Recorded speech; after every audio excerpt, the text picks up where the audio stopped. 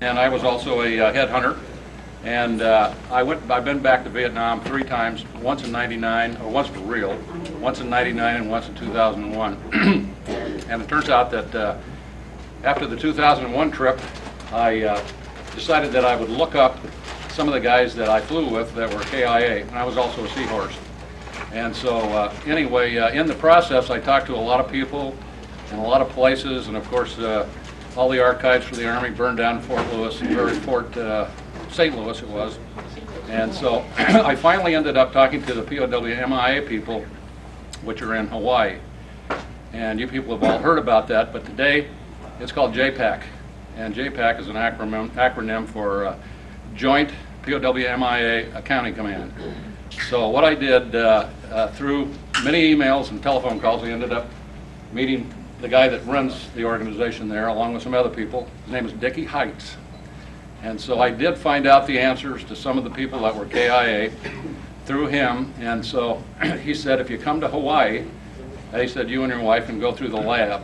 And they have the largest forensic lab in the world. And so we got a tour starting with a 1-star general.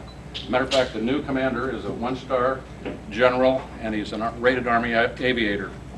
And they have teams that go all around the world, and they've expanded it from Vietnam, which I think is down to 1,300 people or 1,800 people left. In Vietnam itself, 1,800 the whole of Southeast Asia. Okay. Now they've expanded it to Korea, so they have teams going to Korea. They have teams that are going into all around the world looking for World War II guys, and I think that number's 75,000 people. 78,000. Yeah. So anyway, the lab's big and it's growing and lots of opportunities, and I found it just tremendously fascinating and interesting, the lab.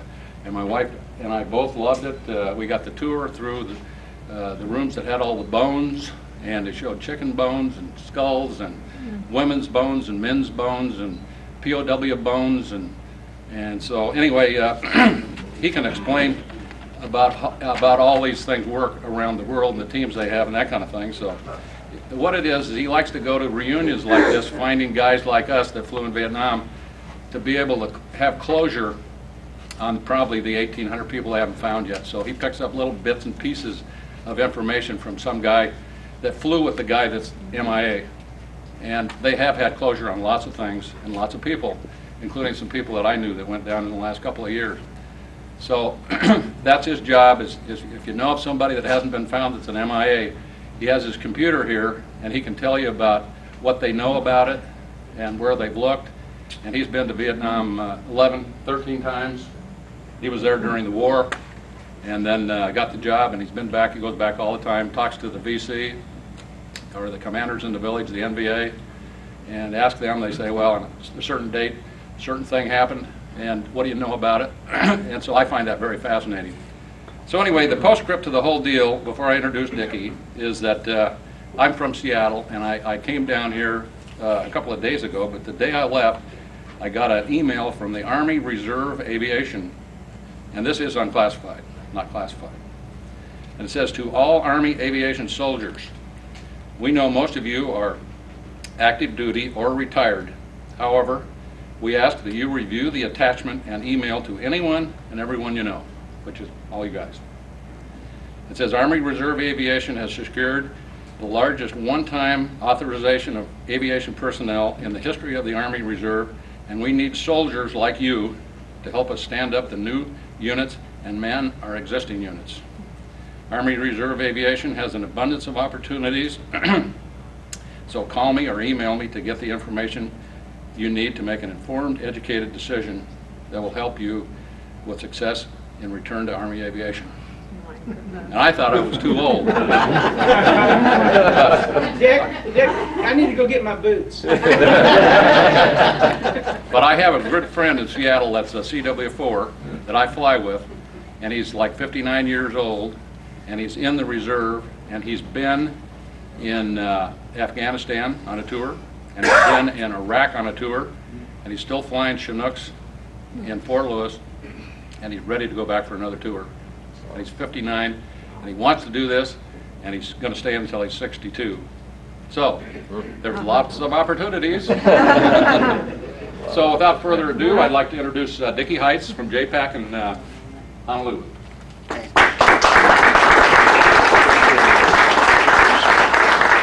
Go ahead, John. I'm beyond 62, so forget it.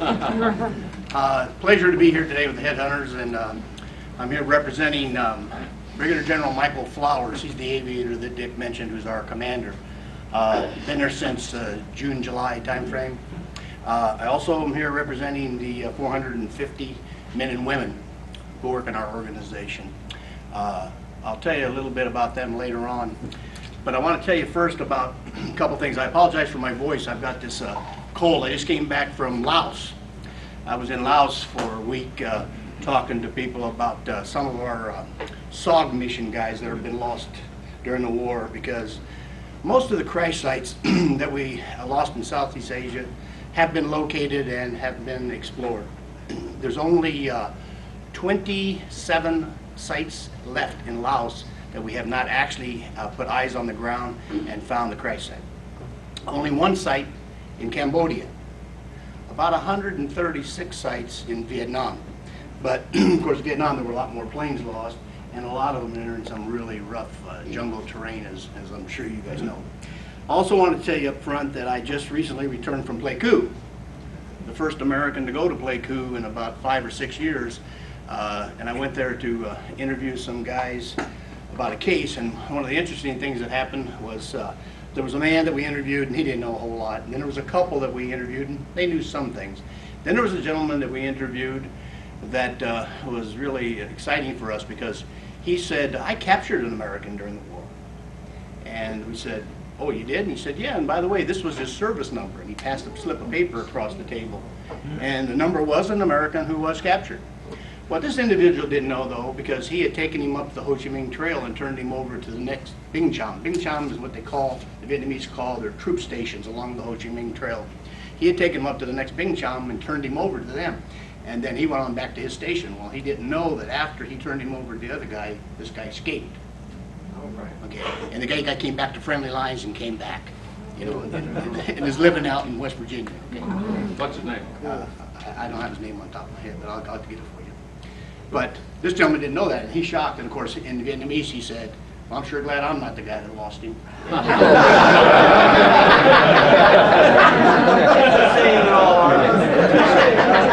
They will same on both sides.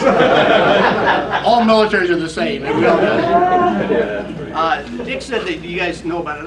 I'd be a little surprised, though, if all of you have heard of JPAC, because as I travel around the world, every time I sit on an airplane, and I live about 250 days a year on an airplane, the guy sitting next to me, or the lady sitting next to me, starts talking to me, and when they find out what I do, they never heard of it. Okay, so if you have that, you're an informed group. And on the other side of the coin, even a lot of Americans don't even know that your government is still looking for these people. And the reasons we do it are threefold. One is, of course, there's 88,000 Americans still missing from starting with World War II through the Southeast Asia conflict. Okay, now, our organization is not tasked with the guys that were lost in the desert on either war. Okay, most of you probably know, though, there was a guy named Scott Spiker lost in the first Iraqi war, and I heard recently that there's some new leads on him that they're pursuing, and so we'll see how that goes. And in the second conflict, we're looking for a gentleman named Malpin, come out of Ohio. I believe he's out of Ohio. Keith Malpin. Pardon? Keith Malpin. Keith Malpin, that's correct. And so those guys don't really come under our purview. We go up through the Vietnam conflict. We're looking for 78,000 guys from World War II. We're looking for 8,100 guys from the Korean War. And we're looking for 120 guys from the Cold War era. Some of which I, of course, was specifically involved in, because I was a 33-year Air Force guy, intel guy. And Dick mentioned I did a tour in Vietnam. I was at Monkey Mountain, surrounded by Marines who kept telling me with joy that they were tasked to kill me in case the place got overrun. So, not that I never got any hatred from Marines, though. Just like sailors, I always worried about sailors until I was in the Philippines in 1991 when Mount Pinatubo blew, and they brought me out on the USS Midway. And all the guys on that ship just went out of their way to be ever so polite, so my idea of swabbies changed big time too. So all the military guys are great. Let me start off by telling you a little short story. This is about an incident that occurred on 13 May 1969. 01G 51-16959 was on a radio relay mission for a Special Forces reconnaissance team along the Vietnam-Laos border. And I talked a minute ago about these SOG missions. That's what this one was. About 0800, the ground team heard an aircraft engine noise about 600 or 800 meters from their site. And then they heard some 37mm rounds go off. They heard the engine start to sputter. Then you heard it go silent. And after the engine went silent, they heard some small arms fire. A search was conducted on the 18th of May, 5 days later, but the aircraft was not found, or no other indications of the guys on board.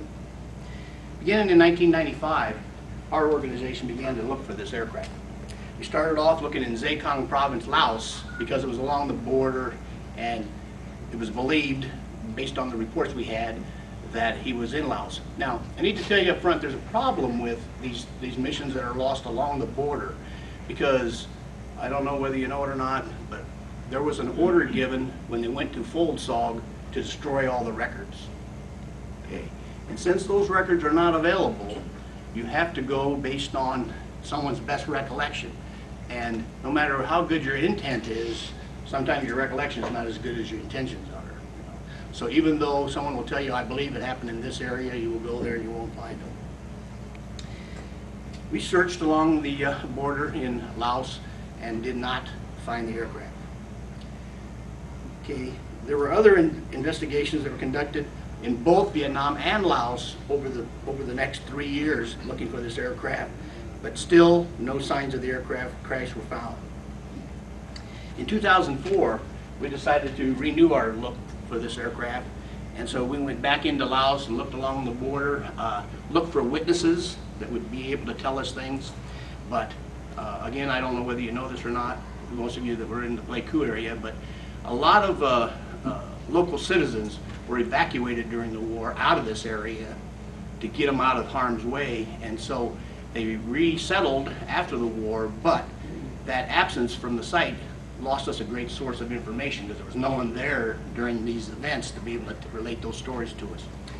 You know, when you look at that the other way, like in a place like Hanoi, you know, if you were some little farmer in a little, just outside of Hanoi, and on the night of 13 May 1969, some fireball came screaming out of the sky and crashed in your backyard. Pretty monumental event in your life. So you probably remember that very well, and you're able to relate that story.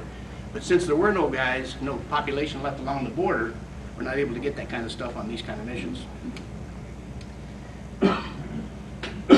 We're still looking, though, for this crash site, and we still believe that it's a requirement for us to try to bring both Bruce Besser and Mike Scott home.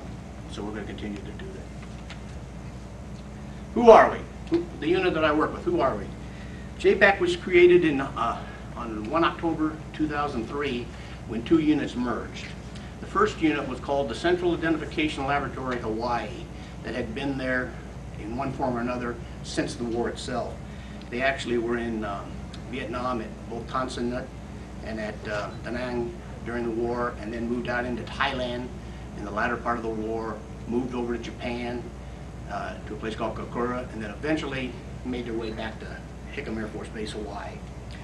The other organization is the organization I was in. I was the J2, the Director of Intelligence for the Joint Task Force Full Accounting. And the division of effort there was that the Joint Task Force was the organization that went into the field to find the sites, and the Central Identification Laboratory was the unit that went into the field to recover these sites, try to find the remains and bring them home. But this merger that we had went pretty smooth in that during the whole merger we didn't lose a down day. We had teams in the field in Palau, Papua New Guinea, North Korea, Vietnam, and Laos on the day we merged. Didn't miss a beat, kept on going. After the merger, though, as Dick related, we decided to expand the mission. And we decided to go into North Korea on a more frequent basis. Actually, we increased the number of missions per year to 5, and during each of those 5, you're able to get 2 periods of time when you actually would do recoveries. Now, the North Koreans are pretty persnickety and pretty hard to work with, so they really limited us to 2 parts of North Korea. One was over at a place called Unsan, which is over towards the Chinese border, and the other site they allowed us to work pretty regularly was the Chosun Reservoir. For any of you historians, you know that the Chosun Reservoir was a heck of a fight during the Korean War, and the Marines were on one side of the reservoir, the Army was on the other side of the reservoir, and both had to try to do retreats back through North Korea, back into South Korea. We recovered about 228 natural remains in North Korea, and have identified about 20 some of them. Okay, and I'll talk about Korea a little bit more in a few minutes. Throughout all of this, we've also tried to maintain our scientific integrity. This laboratory that Dick is talking about, we do have the largest skeletal forensic laboratory in the world, and are accredited by the Association of Crime Labs and many other scientific organizations. There's about 31 anthropologists and archaeologists in our laboratory. Now, all this talk is about remains and finding bodies. What about live Americans? Okay, that's part of our mission too, to try to find any live Americans that are left. But despite almost 2,000 reports that we've received over the years and investigations that have been conducted, we have yet to recover an American that was held against his will. However, I do have a kind of a humorous story for you. There was a gentleman by the name of Mateo Sabog. He was a Hawaiian guy who went missing in 1970. He was a transportation sergeant stationed at Queenan. Okay, and because he was a transportation sergeant, it's my guess that he knew all the guys at the transportation squadron, and he went over there one day and said, okay, I'm ready to go home, and got on a plane. He was not manifested out of South Vietnam, okay, but he obviously left. He was supposed to go to Fort Benning. He did not show up at Fort Benning. It took him about 3 months to realize he wasn't at Fort Benning, and then they started to go backtrack and looking for him. Well, they never did find him. We got a tip that there was an American buried in a cemetery at Queenan, so we went out there one dark night, dark and stormy night, as Snoopy would say, and dug up this body. And in this grave with this body were things like Colgate toothpaste, and uniform items, fatigue items, and all kinds of things. So we thought, bingo, we hit the jackpot. So we brought him home, and we were processing these remains in our laboratory when, to our eternal surprise, Mateo Sabog showed up live. Okay. And what had happened to him was that when he arrived back at Travis Air Force Base in California, he met a young lady, and him and this young lady struck up a friendship. She worked as a domestic helper for a very wealthy family up in Washington State.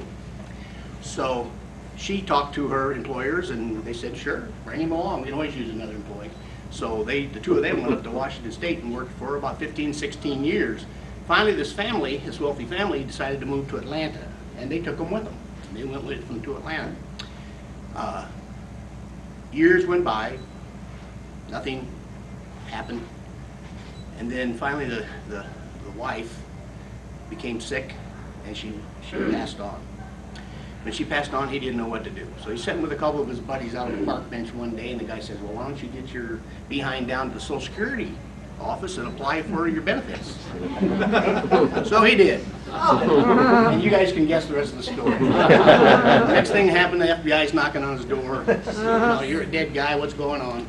And so he was lucky, though. His brother is a priest in Maui in Hawaiian Islands, and his brother came forward and claimed him. Army decided not to prosecute him, which, after all these years. I mean, he had over 20 years service when he disappeared, and so he's now living in Maui with his brother, the priest. So that's the only live American I can tell you about in my time.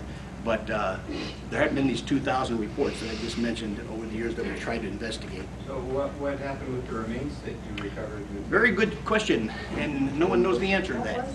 I will tell you what I would guess, though, is his buddies told us that the day he was leaving, he said, I'm going to go up to the town and see my girlfriend. And then after I see my girlfriend, I'm going to go get some kind of transportation and go home. Maybe she wasn't alone when he got there. I don't know. But anyway, because the remains are the remains of a Caucasoid person. Okay, our anthropologists, and I'm sure that that Dick and his wife were briefed about how they can tell the difference between the kinds of remains. They can look at remains and tell you whether they're Negroid, whether they're Caucasoid, or whether they're Mongoloid. They also can look at remains and tell you whether they're female or male. Okay? They can tell you from the remains basically about how tall you were. They can tell you basically, these are fudge facts, how much you weighed. Okay? And there are some things I'll tell you about in a minute that you can tell you more about the bones. But in this case, we still have the remains in our laboratory. Not been identified. We checked them a couple times. Sabog, Mateo Sabog, that you can tell from that name, he was of Philippine extraction. Well, there's another guy of Philippine extraction that was lost in the war in the same area. So we thought also, after Sabog showed up alive, that it might be this individual, but it turned out it was not. And I'll talk about the mitochondrial DNA aspect here in a second. Okay, I told you already we're about 450 men and women in our outfit. We have all services, Navy, Army, Air Force, and Marines, and about 85 civilians. Our commander, as I mentioned, is an Army Brigadier General, and our deputy commander is a Marine Colonel. We have the same standard directorates that you see in every military organization in the world. The J1 Administration, the J2 Intelligence, the J3 Operations, the J4 Logistics, the J5 Policy, and the J6 Communications. We have a public affairs office. We have a website. If you ever want to go look for JPAC website, you'll find it on there. You can look at all kinds of things on there. And we have 2 senior civilians that act as advisors to our commander. You're looking at one of those 2. Okay? We conduct 10 missions a year in Southeast Asia. Okay? 5 in Laos, 4 in Vietnam, and 1 in Cambodia. These are the number of missions now.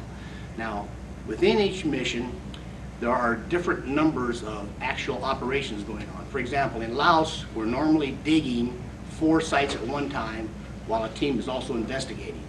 In Vietnam, we're normally digging 5 sites while 2 teams are investigating. 2 teams are investigating.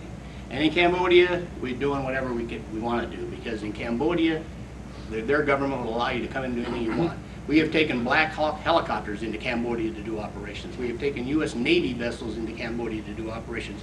I don't know how many of you remember the Mayaguez. Okay? The Mayaguez is a case, there's still 2 guys missing from the Mayaguez on Koh Tang Island that we're still working on, okay? Each of these missions is about 30 to 35 days in length. So in other words, when the team deploys in, it's about 30, 35 days they're going to spend in country before they leave. And you might be wondering about how we get all this work done. Well, we hire local people to do that for us. We pay the guys to dig the holes, and we supervise them while they're digging them. Everything that comes out of that ground gets sifted through this screen, this mesh net, so that you don't miss any items. They're looking for teeth, they're looking for bones, they're looking for personal effects, and they're looking for any kind of material evidence that can tell you you've got the right site, you got the wrong site, or whatever. And it does happen on occasion that we get the wrong site. We were excavating a B-52 site. This is still incredible to me that this happened. We were excavating a B-52 site just outside of Hanoi that went down in Linebacker 2 in 1972, in December 1972. And we dug it for 30 days, and it wasn't done, so we went back to dig the second time for 30 more days. And on about the 5th or 6th day of the second iteration, the guy found the corner of it. You guys remember the old Bank Americards from years ago? We found the corner of one and had a name on it. Okay, part of a name on it, and that name was from a different B-52. So actually, we knew only by that little piece of that ID, of that credit card, that we were digging the wrong site. Okay, so we eventually dug that, found out who that was. It wasn't the one we thought it was, and went and found the other one and dug it too. We were conducting 5 missions a year, as I said earlier, in North Korea. But if you've been following the news, you will see that our government made a decision until the situation improves in North Korea that we're not going to conduct operations. So currently we're on hold for any operations in North Korea. I said that there's 8,100 guys missing from the Korean War, about 6,300 of them up north and about 1,800 of them down south. Of those 8,100 though, I want to make sure I'm being totally honest with you, there are about 866 of them that are in the National Cemetery of the Pacific, better known as the Punch Bowl Cemetery in Hawaii. And we do go out. As a matter of fact, I just went out last month for a disinterment ceremony where we dug up a unknown Korean soldier, an unknown soldier from the Korean War, and identified him last week. Okay, so it can be done. We conduct 10 other missions every year in places around the world. And the list is like, I think, 67 countries now that we've been in. They range from underwater sites in Tunisia and Albania. We've done sites in Germany. We were digging a B-17 site in France on D-Day when the president went over for the ceremony this year. We have done sites in the Soviet Union, old Soviet Union, all the different parts of the Russian Empire. We have done Papua New Guinea, I mentioned earlier, in Palau, Fiji Islands, Philippines. I'm going to forget other countries, but countries all over the world. Okay.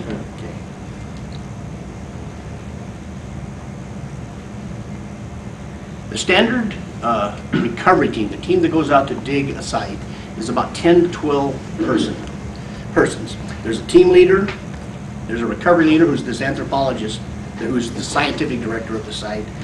There are linguists, people who can speak the language of wherever we're at, a medic, an ordnance expert. You can't believe, or maybe you guys can believe, how much ordnance is left on these sites.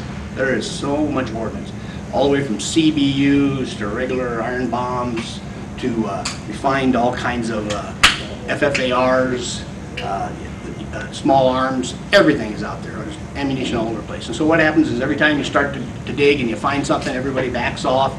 Somebody comes in and with all the gear and everything and gets this bad boy out of there, takes it off to a designated spot. They pile this stuff all up until they're done, and then they destroy all that ordnance. Well, the recovery team is bigger by nature because you need all those extra hands to sift through this dirt and to get all these people to look at all this material. The investigation team's a lot smaller, about 4 to 8 guys, because what you basically need there is a medic, because you're going to be out in some rough territory. You need to have linguists, more than one linguist, because now the key point you're doing is trying to get information from these witnesses in whatever country you're in. Then, let's say we're lucky and we do a recovery and we find the remains. What happens then is that these remains are brought to the Central Identification Laboratory in Hawaii. There's assigned to a specific anthropologist. This anthropologist starts off by creating what we call a profile. And that's where he can sit down, and he or she can sit down and tell you how tall and how heavy and various other things. There have been a lot of identifications done over the years by people having broken bones, because those things are in the medical records. We have all the medical records of all these individuals, okay? And all the dental records of all these individuals. And all the prescription of glasses of these individuals, okay, are all in databases that we have. And if you've had some kind of a broken leg or something and it's recorded in your medical records while you're in the service, that can be a very big aid to identifying somebody that we bring back. Now, positive identification, though, can come basically from teeth. Teeth is a positive ID. And to do that kind of work, we have 4 what we call odontologists, which is a fancy word for dentist, okay? And the odontologist will look at these teeth, compare them against the records. We have automatic databases, and try to identify these people. If there's no dental remains, we then have to go back to what we call mitochondrial DNA. And all of you who are O.J. Simpson fans know what mitochondrial DNA is, because you saw it, ad infinitum in his trial. But the key points on mitochondrial DNA are, A, it is not a positive identification. Okay. There was a crew lost on a bomber in Papua New Guinea during World War II that we recently recovered, 8 guys, and 4 of those 8 guys had the exact same mitochondrial DNA. Okay. So it is not a positive identifier, but it is a really good tool because you use it in conjunction with other lines of identification to try to figure out who it is. The key here is what we call the family reference sample. So I encourage you, anybody you ever run into from this day on who is looking for somebody who's a family member who's missing, that they make a contribution of a family reference sample. All it requires is a swab of the mouth with a cube. They just go in and swipe your mouth, and that's all you need to do. There's no blood taken, nothing like that. And these things are held in a database in Rockford, Maryland. There are millions of these samples in this database, And that is the thing that can be used for not only identifying individuals, but also for what we call excluding individuals. If you've got 4 guys on a helicopter and you find the remains of one, you have to, it's not enough to say this is A. You have to also be able to say it's not B, C, or D. Okay, so you need all of those family reference samples to do that. These family reference samples, though, must come, and this is key point too, must come from the maternal side of the family. Okay, so the mother, her sisters and brothers, okay, children that they would have, and that thing, but not from the paternal side. Our scientific director, Can you say why? that's the way mitochondrial DNA works. There's 2 kinds of DNA that we all have. First one is called nuclear DNA. Nuclear DNA is the best thing in the world to identify somebody, better than fingerprints and teeth and everything. But nuclear DNA is gone like that right after you die. It only lasts for a very short period of time. So we're talking about ancient remains here, 25, 30 years ago. So there is no nuclear DNA left, so we must go to mitochondrial DNA. And the scientists who study this can tell you that the mitochondrial DNA is passed down through the maternal side. It bypasses the male side and comes down through the maternal side. So that's what you must have. And we've had many cases over the years where we got a family reference sample from a family, and it was from the male side and it didn't match. And so you had to go back and keep looking. So we hire genealogists to track down. We have found many family members to use in identifications that even the families didn't know existed. Somewhere along the line, these families diverged, and this family moved off to Iowa or whatever, and they have lost track of them. So when a genealogist can track them down, we can use their mitochondrial DNA to use to do identifications. Now, once an identification is made by our scientific director, is a guy by the name of Dr. Tom Holland. I don't know if you met him. Tom Holland, he's the only guy in the United States government who could identify an individual. Okay? Once he makes that identification, you notify the respective service casualty office. Like in you guys' case, the Army Casualty Office would be advised that we have an identification of Lieutenant Smith. The casualty office would then go to Lieutenant Smith's family, tell them about the identification, schedule an appointment, take a package with them to see that family, explain that package in detail, and the family has the choice of accepting the identification or refusing the identification. Okay? If they refuse the identification, I won't go into all the details, but there's different things that can happen, but they can refuse it, and it goes to a board called the Armed Forces Identification Review Board in D.C. But about 95% accept them because when you look at a DNA match, or if you look at a dental match, you can see it. Even people like us can see it. It's there. Then once the family accepts it, it goes to we help the families with the process of returning the remains back from Hawaii to the mainland and arrange for the funeral and for the burial.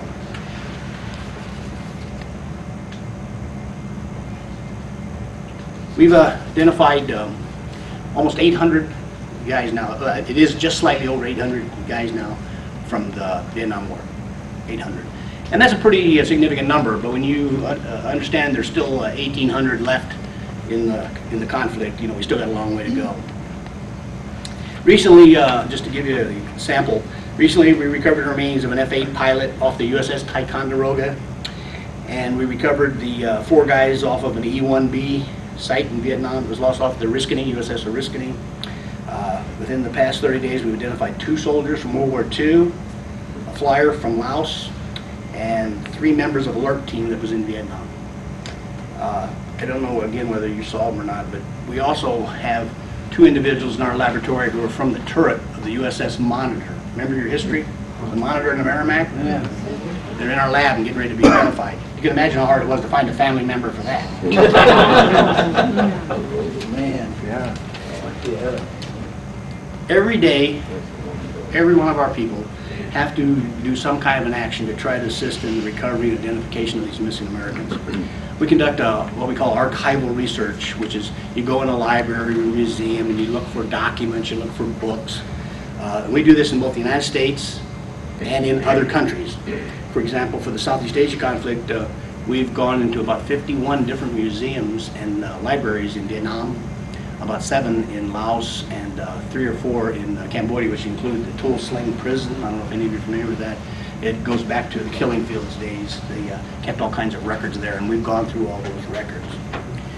We interview witnesses to all these incidents to try to get information. In recent years, the witnesses have started to go from the foreigner to the American. We're getting more and more information, and Dick mentioned this, getting more and more information out of people like yourselves, Americans who were there, who can tell you things. And let me tell you a good example of that. There was a FAC by the name of Toby Rushforth. I don't know if any of you know him. Toby Rushforth is the FAC who was above Long Bay on 7 February 1968 when the camp was overrun by the 24th NVA Regiment and by PT-76 tanks. First time tanks were seen in the war. Okay, he was up there circling around trying to help out as best he could. There was a ground rescue attempt that was going on from the old village into the camp, being led by a sergeant first class named Ashley, who ultimately won the Medal of Honor. He was killed. He was killed in his effort, but he won the Medal of Honor. Finally, some of the guys were able to E&E and get away and made their way up to Quezon. We actually took the commander of the camp, it was an A101 camp. We actually took the commander, a captain by the name of Willoughby, back to the camp with us. And we do that on occasion. We do take Americans back to some of these sites if they can provide information for us. And he was able to pinpoint exactly where the TOC was. We were looking for the TOC, the operations center, and he was able to show us that. We had all kinds of pictures of it and all that, but we couldn't locate because the terrain is so different. You can't imagine how different the terrain is. I know everybody thinks they can go back and walk right to where they were, but they can't. It just doesn't work that way because there's such a change in the terrain. But Toby had the foresight to pull out his little handheld camera and start taking pictures of the camp. Okay, he had held these pictures in his attic below these many years.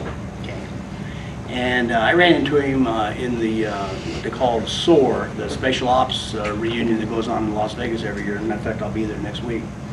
And he started talking to me, and he said, "Would you be interested in something like that?" And I said, "Oh yeah, I'd be pretty interested in something like that." And so he provided those photos to me, and sure enough, they were so high quality that you could see the PT-76 tanks. There was a soldier by the name of Holt who actually knocked out 3 of these tanks using laws. This was the first time laws had been dropped in Vietnam to be used by ground troops, and he, for you ladies, we're talking about a sort of a mortar, not a mortar, but a bazooka looking thing. And he was able to give me pictures that showed some of these PT-76s that had been knocked out.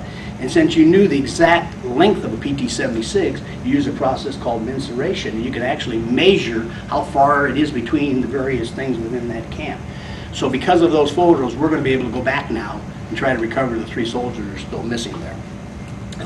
Interestingly, when he recovered from that mission back at, I believe, I can't remember where he went back to, but when he landed, they said, "Hey, the J2 up in Saigon is looking for you. They want you to call." So he calls up, and the guy says, "Were you up above Long Bay?" And he said, "Yes, I was." And they said, "Did you see? What'd you see?" And he said, "I saw all hell breaking loose." And in these photos that he gave us, you can actually see things still smoking and everything. And so he said, they said, "Well, we want you to come up to Saigon and brief General Westmoreland. He'd like to kind of hear about what you saw." And he said, "Does the general also want to hear about the tanks?" And the guy said, "Tanks? What the hell tanks are you talking about? There aren't any tanks." And he said, "Well, I got pictures of them." And so they flew him into Saigon, and he showed these tank pictures, and the world went wild.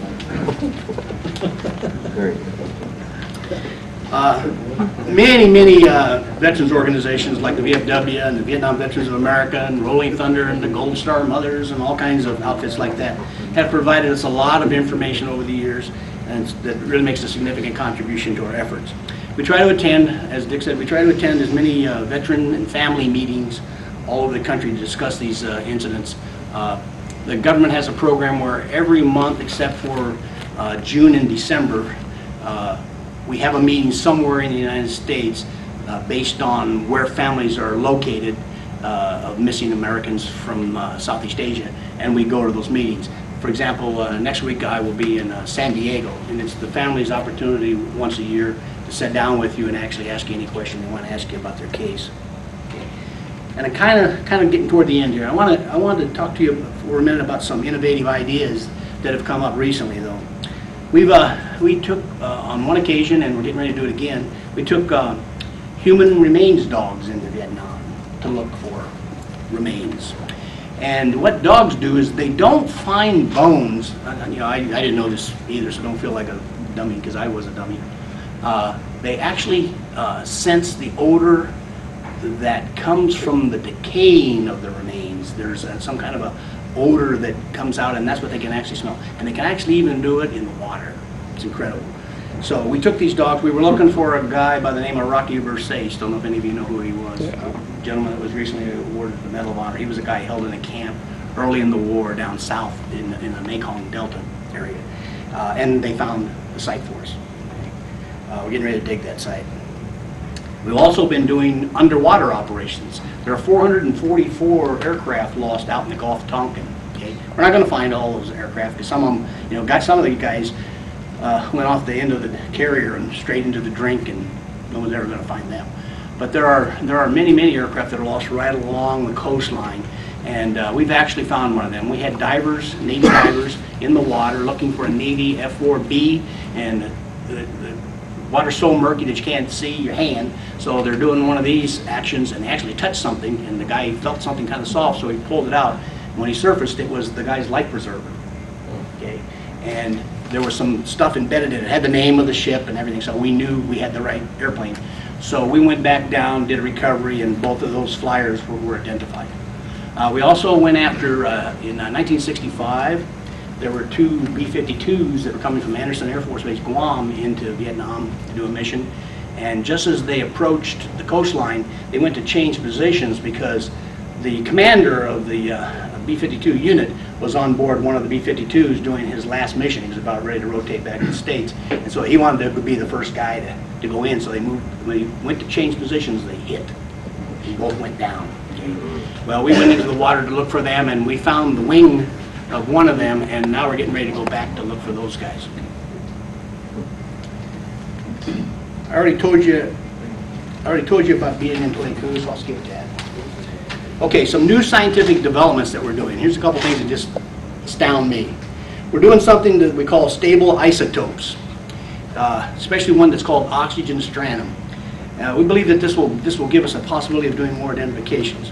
It turns out that the first 14 years of your life, wherever you live, in the water that you take in, changes the makeup, the content of your bones. Okay? So if you can have that all documented out, you can actually say, well, this guy came from the South, or of the United States, or he came from Vietnam, or he came from England, or whatever. And that would be a process that would speed things up considerably and give us a more positive identification process. It's still something on the drawing board. We've got one of our anthropologists and an anthropologist who lives in England working on this together, and they're starting to get some positive results. Second process we're working on is carbon-14 dating. Probably carbon-14 dating is familiar to you if you ever read about how they look at the Shroud of Turin, you know. And when you look at the Shroud of Turin and you say, well, it's 1,500 years old or 1,800 years old or whatever, that's close enough. But it's not close enough when you're trying to identify remains, okay? So our guys have been working on that, trying to get it down. We believe that we'll ultimately be able to get it down to about within 6 months. And the reason for that is all the nuclear tests that went on in the 50s and the 60s have affected the atmosphere, okay? And it's affected in such a way that you can use that as one of the ingredients as you're doing carbon-14 testing. I also mentioned the dental database. We have over 40,000 records in there. And an eyeglass prescription database that contains over 1.5 million prescriptions. We've actually done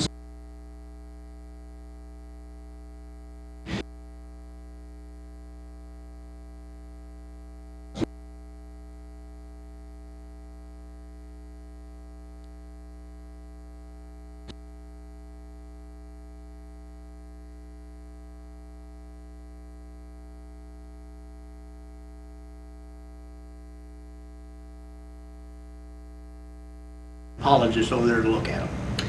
So, picture this scene now. There's a anthropologist standing there ready to identify the bones. There's a linguist who's going to sit there and do the translating both ways.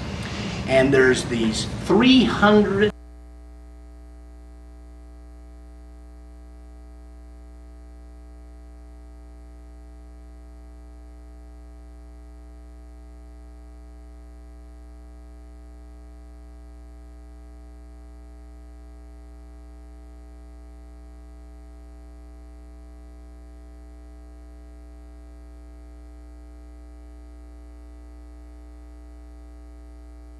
guy in the front goes, "Oh my God, I got control of the plane."